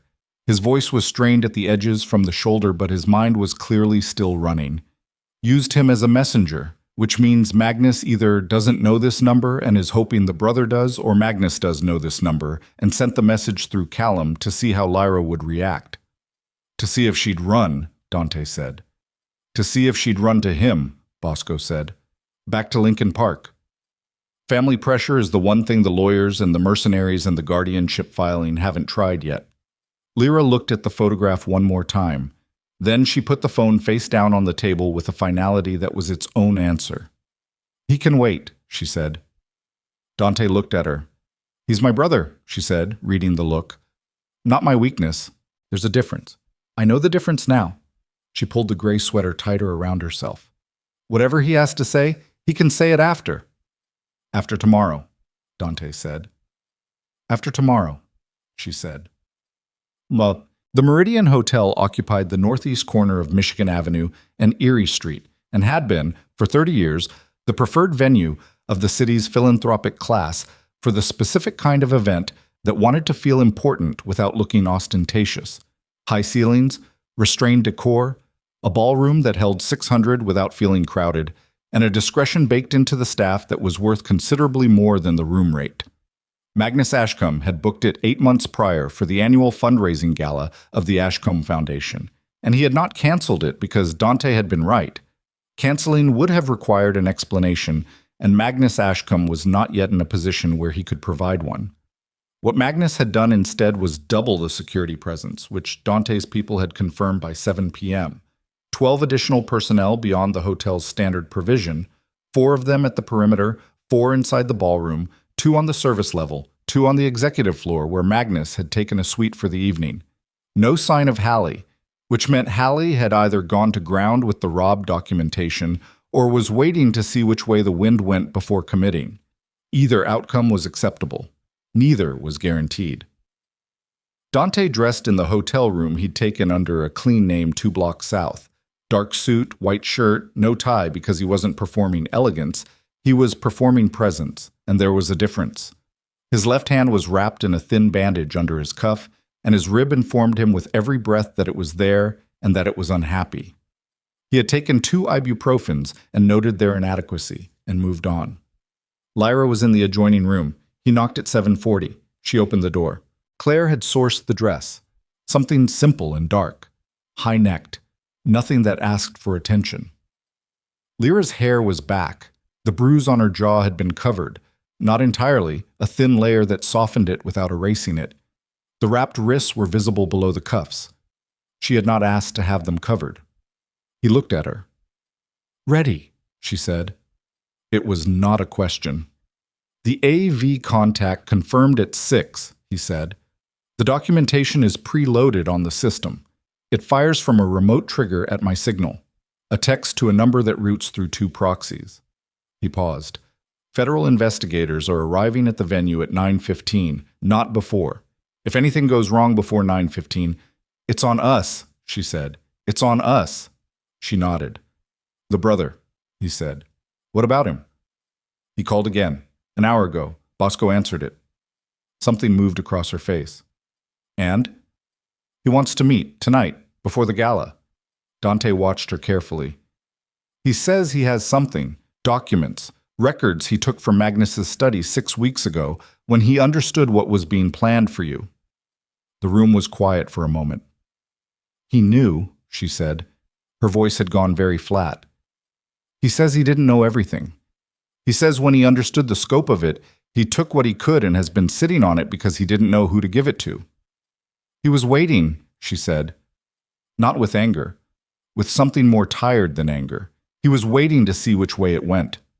Yes, Dante said. She was quiet for a long moment. What do the documents cover? According to him, the RAB arrangement, correspondence between Magnus and RAB going back 14 months, wiring instructions, a contract. Dante paused. If it's what he says it is, it's everything we need in terms Farida can make a federal prosecutor understand before morning. And if it's not what he says it is, then we go in with what we have. She turned away from him and walked to the window and stood there looking at the city, the Michigan Avenue lights, the lake invisible in the dark beyond, the ordinary ongoing movement of a city that did not know or care what was happening in this hotel room. He stood by, she said, for years, every time. She stopped. And now when it's about to fall apart, he shows up with documents. Yes, Dante said, because he's protecting himself. Probably some of that, Dante said. Also possibly because he's 26 years old and has spent his whole life inside the same structure you did, and people who grow up inside a structure generally need the structure to start visibly collapsing before they believe it can. She turned around. That's a generous interpretation, she said. It's not generous, he said. It's just accurate. She looked at him for a long moment. Then something shifted in her face. Not forgiveness exactly. Too complicated and too early for that. But the first movement toward a reckoning that was going to take considerably longer than one night. Set the meeting, she said. 90 minutes before the gala. In a place I choose. Where? She told him. Partout. The bar on the lobby level of the building, 2 blocks from the Meridian, was the kind of place that was expensive enough to be quiet and anonymous enough to be useful. And Callum Ashcombe was already there when they arrived. A young man at a corner table with a drink he hadn't touched, and the look of someone who had not slept in several days. He was dark-featured like his sister, thinner than his photograph. And when he saw Lyra, he started to stand and then seemed to think better of it and stayed in his chair. Dante sat at the bar and watched. Lyra sat across from her brother. They looked at each other for a long moment with the specific complicated silence of people who share a history that cannot be summarized. You knew, she said. First thing. No preamble. Callum's jaw worked. Not everything. Not, you knew enough. I knew he was trying to get you out of the country. I told myself it was for you, that he was trying to... He stopped, ran a hand across his face. I knew it wasn't. I think I knew for a while. I just didn't let myself... Say it, she said. Don't tell me what you told yourself. Tell me what you knew. He looked at her. I knew he was sending you somewhere you weren't going to come back from, he said. His voice came out quiet and cracked at the edges. I knew it wasn't a clinic. I knew it wasn't... I heard the name Rob. I looked him up. I found enough. He reached into his jacket and put an envelope on the table between them. I took those 6 weeks ago. I didn't know what to do with them. I was afraid of losing your inheritance, she said. The word landed and sat there. Callum didn't deny it. Yes, he said. That too.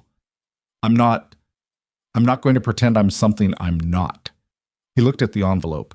It was both things at once. I was afraid of him, and I was afraid of losing everything, and I kept waiting for a way to do the right thing that didn't cost me anything. He paused. There isn't one, is there? No, she said. There never was. He nodded slowly. The documents, he said, they're real. The correspondence with Rob, wire transfers. There's a signature page for what they were calling a placement agreement. It has Magnus's signature and Rob's. He looked at her. It's enough. I think it's enough. Lyra looked at the envelope. She picked it up. She didn't open it. I'm not going to tell you it's okay, she said. What you did. What you didn't do. I'm not there yet, and I don't know if I'll get there. I know. But I'm taking these. She stood up. And when this is over, when it's done and there's time, you and I are going to have a longer conversation about all of it. Callum looked up at her from his chair. He looked young. Younger than 26. He looked like someone who had been holding something very heavy for a long time and had just set it down and was now reckoning with the shape of himself without it. Okay, he said. She left the envelope unsealed in her hand and walked back to the bar. Dante looked at her face. Let's go, she said. Tap. The ballroom of the Meridian was everything the occasion required, crystal and candlelight, and the low roar of 600 people performing wealth and civic virtue simultaneously, the women in gowns and the men in black tie, and the enormous projection screens on the north and south walls currently displaying a tasteful slideshow of Ashcombe Foundation impact imagery. Children, classrooms, community centers, the careful visual grammar of philanthropic legitimacy. Magnus Ashcombe was near the dais with a champagne flute and his curated warmth at full deployment, moving through his guests with the ease of a man who had done this so many times that the performance had become indistinguishable from the person. He was 63. He was silver-haired and broad-shouldered, and he looked, from any angle in that room, like exactly what he had spent 3 decades constructing. A man of consequence. Renata was 20 feet away, in a gown the color of midnight, working a different cluster of guests with a smile that reached precisely as far as the eyes, and stopped.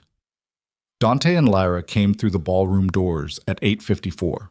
The first person to see them was one of Magnus's security detail near the entrance. Dante watched the recognition move across the man's face and watched him reach for his earpiece. And Dante was already moving into the crowd because a crowd was its own kind of cover. And Lyra was beside him, moving without hesitation, her chin up, her bruised jaw visible under the thin layer of cover, the wrapped wrists catching the light from the chandeliers. People noticed her. That was the point. Not dramatically, not a parting of the crowd, not anything cinematic. Just the small, cumulative noticing of a room full of people who knew the Ashcombe name and knew the face attached to it and were processing the dissonance of seeing it here, looking like this, beside this particular man. Dante felt his phone vibrate once in his pocket. Confirmation text from the AV contact. Ready. He had 4 minutes. Magnus saw them at 8:56. Dante watched it happen from across the ballroom. The moment Magnus's eyes found Lyra through the crowd, and the specific sequence of things that moved across his face in the next 3 seconds. Surprise first, because whatever he had expected tonight, it was not this. Then calculation, fast and practiced, the instinctive political assessment of what this looked like and who was watching. Then, underneath both of those, something older and colder and far less curated. Magnus handed his champagne to someone beside him and began moving through the crowd. His security moved with him. Screens in 2 minutes, Dante said quietly. Lyra nodded. She wasn't looking at her father. She was looking at the room, cataloging exits, noting faces, doing the kind of environmental reading that people develop when they've spent years in spaces that required it. A woman caught Lyra's arm, mid-50s, someone Dante didn't recognize, and her face had the particular expression of a person who knows they are seeing something important and hasn't yet decided what it means. Lyra, the woman said. My God, are you... What happened to your... I'm fine, Patricia, Lyra said, and there was something in how she said it, the automatic reflexive reassurance that she seemed to hear herself saying, and she stopped and corrected. Actually, she said, I'm not. I haven't been for a long time. She looked at the woman steadily. You're going to want to watch the screens in about 90 seconds. Patricia looked at her, then at the screens, then back. Magnus reached them at 8:58. He came through the last 6 feet of crowd with his security on either side and his expression reconstructed. The warmth gone, replaced by something that was trying to look like paternal concern and landing closer to warning. Lyra. His voice was modulated, quiet enough for discretion, present enough to carry. I don't know what you think you're doing, but this is not the place. "Hello, Dad," she said. The word landed between them like something physical. He looked at Dante. "Mr. Vescari, you've made a very serious error in judgment." "That's possible," Dante said. "You need to leave this event. Both of you. Right now, before this becomes something." The screens changed. Both of them simultaneously, north and south walls. The Ashcombe Foundation impact imagery disappeared, and what replaced it was not dramatic, not splashed in red, not accompanied by music. It was simply documents. Clean, factual, clearly rendered documents. Bank records with account numbers and transfer amounts and dates. A contract with 2 signatures at the bottom. Correspondence, screenshotted and time-stamped between an email address registered to Magnus Ashcombe and an email address connected to Dietrich Robb. The room went quiet so fast it was almost physical. 600 people turned toward the screens with the collective instinct of a crowd recognizing that something has changed and not yet understanding what. Magnus turned. He looked at the screens. He looked at them for 3 seconds.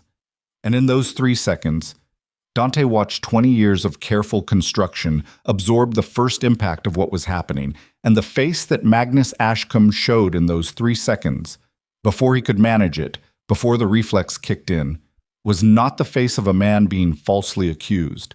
It was the face of a man who had been found. "That's a contract," someone behind Dante said. A man's voice, confused, trying to parse the document on the screen. "What is that? Who is Dietrich Robb?" "Turn those off," Magnus said. Not to Dante, to his security, and one of them was already moving toward the AV booth at the back of the room. And he was going to get there, Dante knew. In another 40 seconds, the screens were going to go dark, which was why the next thing mattered. Dante raised his voice. Not a shout. Projection. The voice of a man who had run rooms for 20 years and understood how sound moved through a space. "The man on the screens is Dietrich Robb," he said. "He operates a trafficking network with documented operations in 4 countries. The contract on the screen is a placement agreement for a human being. The signatures belong to Robb and to Magnus Ashcombe." He paused. "The human being named in the contract is standing in this room." The room was completely silent now. Magnus turned from the screens to Dante, and his face had gone through its final transformation, past the warmth, past the calculation, past the found-out rawness of 3 seconds ago, into something stripped and cold and very old. "You have no idea," Magnus said quietly, "what you've just done." "I think I do," Dante said. "You're a criminal. You're a known criminal, and everything you've brought into this room." The documents were authenticated this afternoon by 2 forensic accountants and submitted to the Northern District Federal Court as supporting material for an active investigation. Dante kept his voice level. "The federal investigators walking through the doors of this building right now are not here because of me. They're here because of what's on those screens." He watched Magnus process this. He watched it travel through the man, the information and its implications, the sequence of falling structures, the understanding that the thing he had built over 30 years was not going to survive the night. The screens went dark. The AV booth had been reached. It didn't matter. The room had seen enough. 600 people had seen enough. The phones were already out. Dante could see them in his peripheral vision, people texting, people photographing the now dark screens, people leaning toward each other with the low, urgent murmur of a crowd that has witnessed something and is in the process of deciding what to do with it. Magnus looked at Lyra, and something happened in his face that Dante hadn't expected. Not remorse, not quite, but something adjacent to it, some vestigial recognition of what he was looking at. The person he had made into a ledger entry, standing in front of him in a room full of his peers with her bruised jaw and her wrapped wrists and her chin level. "Lyra," he started. "Don't," she said. One word, flat and absolute. He stopped. And then the federal investigators came through the doors, 4 of them in civilian clothes that nobody in that room was going to mistake for anything other than what they were. And the room restructured itself around their arrival the way rooms do when authority enters, and Magnus Ashcombe, surrounded by his guests and his crystal and his candlelight, understood that there was nowhere left to move. Renata made it as far as the service corridor. Bosco's people, one-shouldered Bosco directing from the lobby, His arm in a hasty sling that Petra had constructed from a hotel scarf had covered the service exits before the gala started, and the woman who met Renata in the service corridor was a federal agent who had been briefed on both the Ashcombe Foundation transfers and the 6-year Cayman account, and Renata's lawyer arrived 40 minutes later to find that the financial documentation was already in federal hands, and the exit she had spent 6 years constructing had been the thing that led investigators directly to her. She said nothing when she was taken out through the hotel's loading dock. Not to the agents, not to her lawyer. She looked straight ahead with the expression of someone who has been in the business of managing appearances for so long that even the collapse of everything is managed. Callum Ashcombe was not at the gala. He was in a conference room 2 blocks away with Farida and a federal prosecutor, going through the documents he had taken from the study, answering questions in the careful voice of someone who understood that cooperation was the only currency he had left. He cooperated fully. The hours after were not dramatic. This was the thing that nobody prepared you for. The way significant things ended, not with climax, but with paperwork. With federal agents asking the same questions in slightly different orders. With lawyers on phones in hotel lobbies. With the slow, unglamorous machinery of institutions doing the thing institutions did when they were finally pointed in the right direction. Dante sat in a chair in the hotel's second-floor business center at 11:40 p.m. and let Petra rewrap his hand properly and said nothing while she did it. "The rib," she said, not looking up. "It's fine." "It's not fine, it's cracked."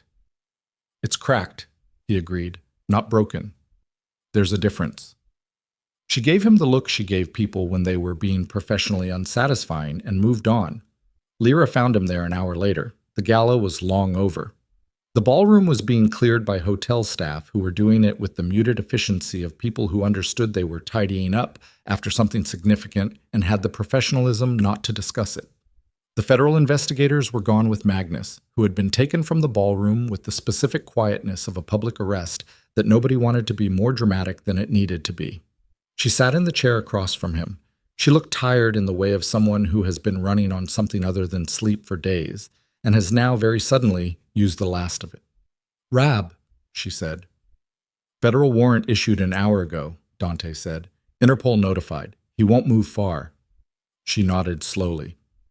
"Hallie," she said. "He turned over the Rab documentation to an FBI contact at 9 this morning. He's been cooperating since." Dante paused. "He's a complicated man."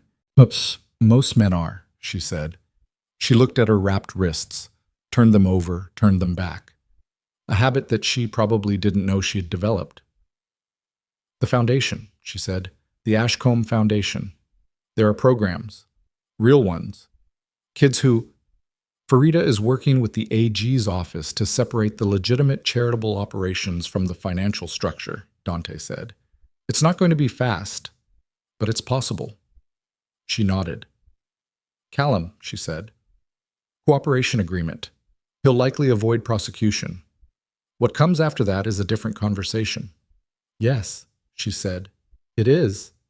She was quiet for a moment. "He was afraid," she said. "It wasn't a defense, just a statement of fact. He grew up in the same house I did. He saw the same things. He made different choices." She paused.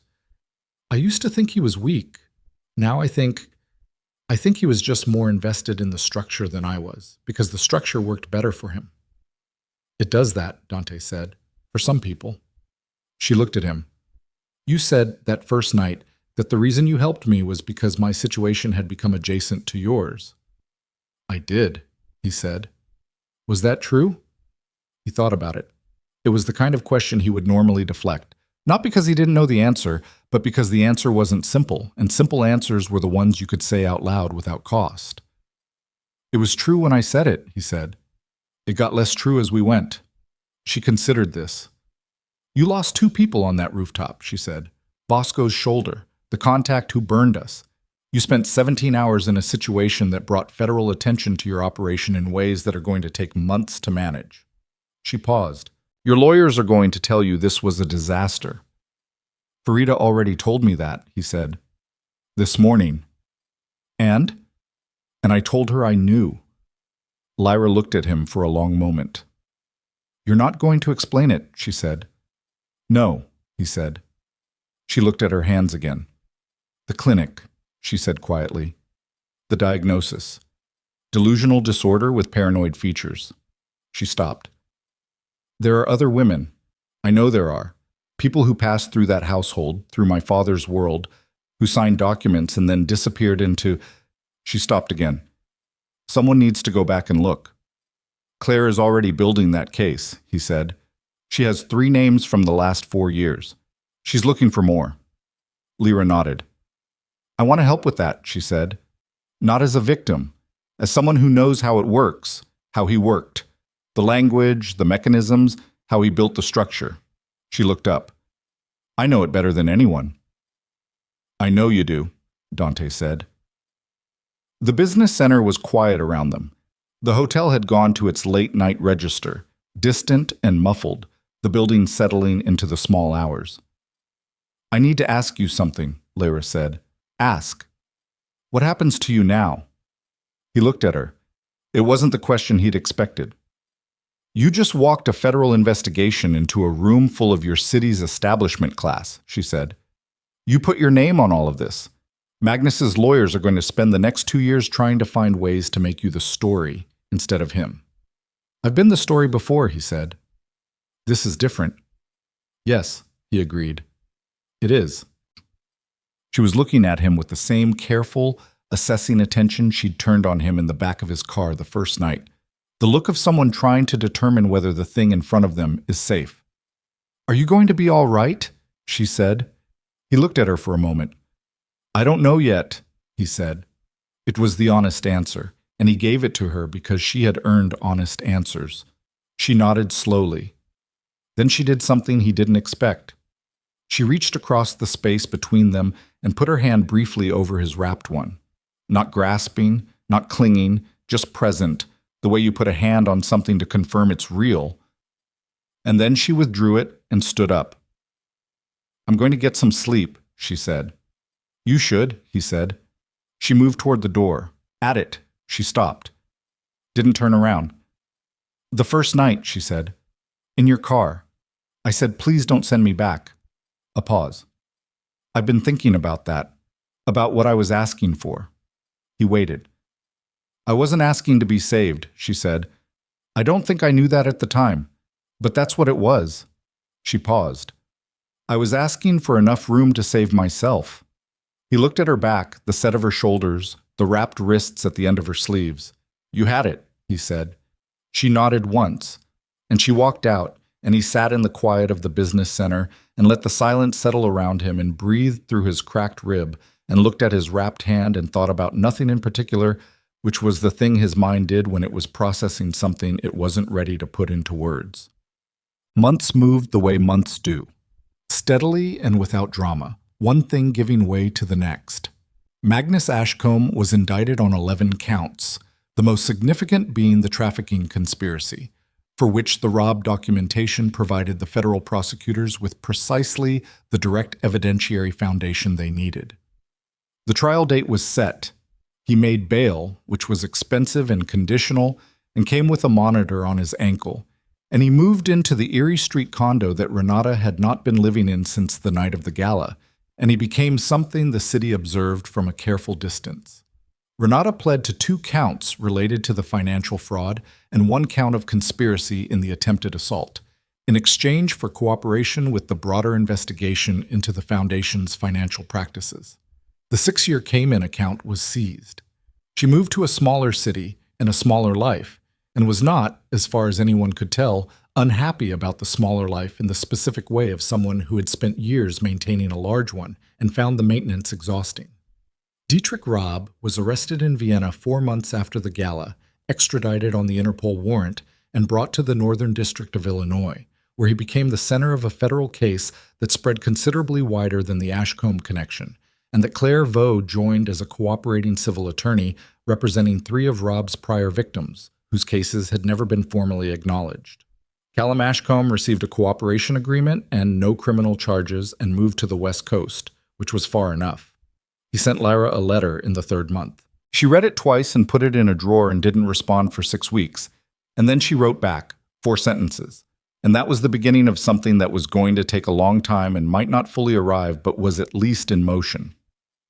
Trent Halley's cooperation with federal investigators resulted in a reduced exposure finding on his own activities that was less than he deserved and more than zero, which was how those things usually landed. He sent Dante a single text 3 months later that said only, "I checked the Rob documentation. You were right." Dante read it and didn't respond. Bosco's shoulder healed in 6 weeks. He was insufferable about it the entire time, in the particular way of men who found being injured an affront to their professional identity, and then he was fine, and life went on. The foundation that Lyra established didn't have the Ashcombe name. She spent 2 months working with Claire and 3 other attorneys, and a woman named Dr. Reyes who ran the city's largest domestic crisis center. And what emerged from those months was not large and not immediately visible, which was deliberate. It was focused on the specific gap she had fallen into and out of over 24 years, the institutional space between abuse that looked like family and abuse that the law recognized, the documentation support, the psychiatric record challenge process. The mechanism for unsealing the kind of ND, as that were designed not to protect privacy, but to protect abusers from accountability. It was not glamorous work. It was not finished. She went in 3 days a week and did it with the particular focus of someone who understood the terrain from the inside. And the women who came through the foundation's intake process found, more often than not, that the person across the desk from them did not have the expression of someone performing compassion, but of someone who had been in the same room and knew the dimensions of it. The scars didn't go away. She hadn't expected them to. What changed was subtler and more fundamental than their absence. It was the relationship to them, the way they stopped being the thing that defined the edges of everything and became instead just part of the landscape, present and acknowledged and no longer in charge. It was 6 months after the gala when Dante found her on the rooftop of the River North building. Not the Lakeshore penthouse. She didn't go back there. The River North building, the photography studio, where the last hours before everything changed had been spent. She had taken the freight elevator up at dusk and was standing at the rooftop edge looking at the city when she heard the elevator open behind her. She turned. He looked the same, which was to say, he looked like someone who had been under pressure for 20 years and had found a way to carry it without being crushed by it. The hand had healed. Whatever was happening with his operation and the federal attention it had drawn was ongoing and managed and would continue to be both of those things for as long as it continued. He came to stand beside her. Below them, Chicago moved through its evening business. The lights coming on block by block, the lake going dark at the edge of the city's glow, the traffic and the noise and the 10,000 individual things happening simultaneously in the enormous and different machinery of a city that contained them without knowing them. "Claire tells me the 3rd intake case settled," he said. "Yesterday," she said, "the family's trying to appeal. They won't succeed." "No?" he said. "They won't." They stood for a moment. "Farida says your situation is manageable," she said. "Farida's definition of manageable is aggressive," he said. She almost smiled. "Are you sorry?" she said. He thought about it. "No," he said. "Are you?" She looked at the city, the lake, the place where the water disappeared into the dark. "I'm sorry it took so long," she said. "I'm sorry for every year before the parking garage. I'm sorry for the years I spent believing the only exit was the one he was building." She paused. "I'm not sorry for any of the rest of it." He nodded. She turned and looked at him. "You know what I keep thinking about," she said. "That first night. In the car. You asked me to explain why I didn't want to go home, and I said I couldn't, not yet." "I remember. I had all these explanations," she said, "all these versions of the truth I'd been carrying for years, and the only thing that came out was, 'Please don't send me back.'" She paused. 3 words. "And you made a decision based on 3 words from a stranger." 4 words, he said. She looked at him. "Please don't send me back," he said. 4. She looked at him for a moment, then she laughed. It was not a performance. It was not the managed, controlled expression of a woman who had spent 24 years monitoring what she showed to the world. It was a short, genuine, slightly surprised sound. The kind that comes out of people when something catches them off guard in a way they hadn't budgeted for. It lasted only a moment. But Dante Vescari, who was not a man given to noting things like this and noting them clearly, noted it. The city spread before them, enormous and alive and completely indifferent, the way cities are. And below the indifference, in the foundation offices and the federal courtrooms, and the letters that traveled between coasts and the small, incremental work of people trying to make something better out of what had been made worse, other things were happening. Not finished, not clean, but moving.